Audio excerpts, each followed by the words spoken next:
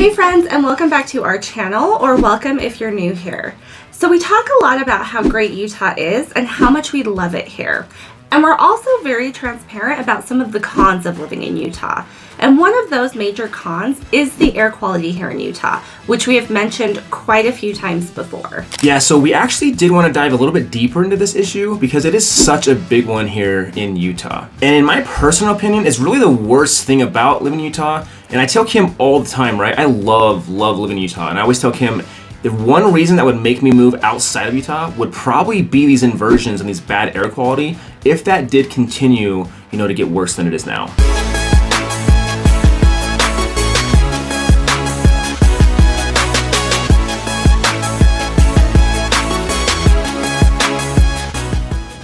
If this is your first time to this channel and you want to know everything about living, eating, sleeping, working, and playing in northern Utah, then subscribe below and tap the bell for notifications so you can be the first to know about the current market here in northern Utah. Yeah, we are Sloan and Kim Peterson with the Peterson Group, and we've been in the real estate business for 10 years, and every day we help people just like you looking to buy, sell, and invest and relocate into northern Utah, and we absolutely love it. Whether you're looking to buy in 9 days or 90 days, give us a call, shoot us a text, or send us an email. All of our information is in the description below so we can help you make that smooth transition to northern Utah. So like we mentioned, in this video, we are going to deep dive into Utah's air quality. So the first thing to know is what makes it really bad is the inversion we experience here in Utah, particularly in the colder months. Now, if you don't know what inversion is, it's basically when a layer of cold air gets trapped under a layer of warm air. So when the air can't rise, pollution accumulates near the ground where the cool air is trapped and leads to higher pollutant concentrations. That's why in Utah, we really do appreciate those winter storms because it kind of moves through and pushes that warm air out and kind of releases those pollutants so we're not just stuck breathing them in. Now, some of the reasons why the inversions do happen here in Utah is because we are surrounded by the beautiful mountains that we love so much. That does create kind of a bowl effect, which definitely does help trap that air, and it doesn't let it rise without some kind of storm or something like that coming through to push that out. So basically our mountain ranges act as a natural barrier that can kind of trap that cold air in the valley, and that's where a lot of our pollution density is really coming from. The other reason it happens is because our temperatures drop pretty low in the nighttime here in the winter, but like we have said before, we have a lot of sunny days also in the winter. So what happens is the ground will cool down to freezing and then during the day heat back up, causing that air near the surface to be warm. However, since the mountains do kind of block the air from mixing together, the warmer air rises and traps that cold air beneath it, creating even more of an inversion problem from that effect. Yeah, obviously the snowfall that we experience in the wintertime can have effect on the inversion that we experience also. Snow-covered surfaces reflect sunlight and they radiate heat more efficiently than the bare ground. This can cause the surface temperature to drop even further, making that inversion layer more stable and resistant to kind of mixing. So it can make the inversion already created even more difficult to dissipate unless we get a really big storm that's going to push that out. Now, why does all of this matter?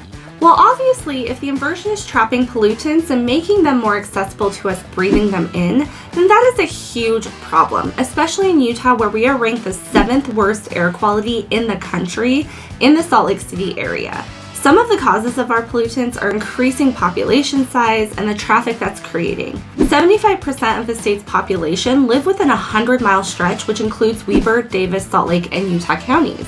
As we've talked about in other pros and cons videos, our infrastructure currently doesn't support that growth, so we have yet to come up with public transportation solutions that can take some of that burden. You add in the wildfires we've experienced in the last few years due to droughts, industrial emissions, construction activities, and agricultural activities, and it's no wonder we have some of the worst air quality in the country. Yeah, with the increased air quality issues, this has led to major concerns regarding, our residents' health, especially or particularly those with any sort of respiratory issues like asthma or bronchitis. So I do struggle a little bit with bronchitis, so I feel like almost once a year, especially when that inversion gets thick, it seems, I do experience, bronchitis, and people that even don't experience those lung type issues still do experience sometimes a sore throat or a dry cough or something like that. So even if you're not super sensitive, you still could irritate your health just a little bit anyway. But like most other health conditions, children and the elderly are going to be even more vulnerable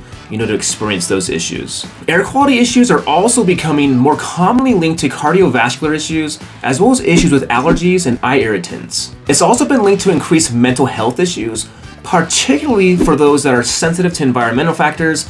And then when we talk about the negatives of the inversion, it does go so much more than just, how yucky it looks outside. It can have a real impact on your health. That's why it's something important to take consideration of if you are looking to move here to Northern Utah. Some things you can do to mitigate some of the issues you may experience is to have a home air purifier and use a humidifier in the winter months.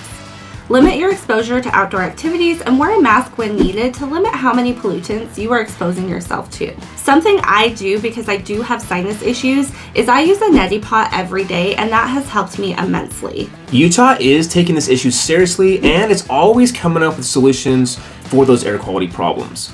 As with anything, change does take time, but they are implementing more electric vehicles, even in terms of state transportation like buses and things like that. Even their fleet vehicles are trying to go more electric. They recommend carpooling and taking note of days that are worse in air quality. They do have messages on the public boards to let the public have a hand in helping with those problems.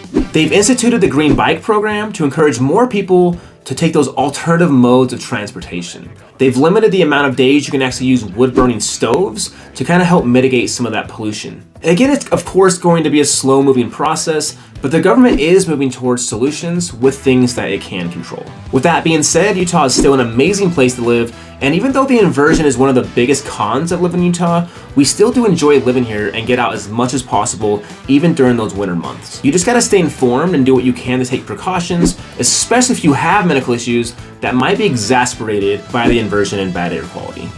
We hope you enjoyed this video and found it helpful. Picking where you'll call home is an important decision, and we would love to help you make that smooth transition to Northern Utah.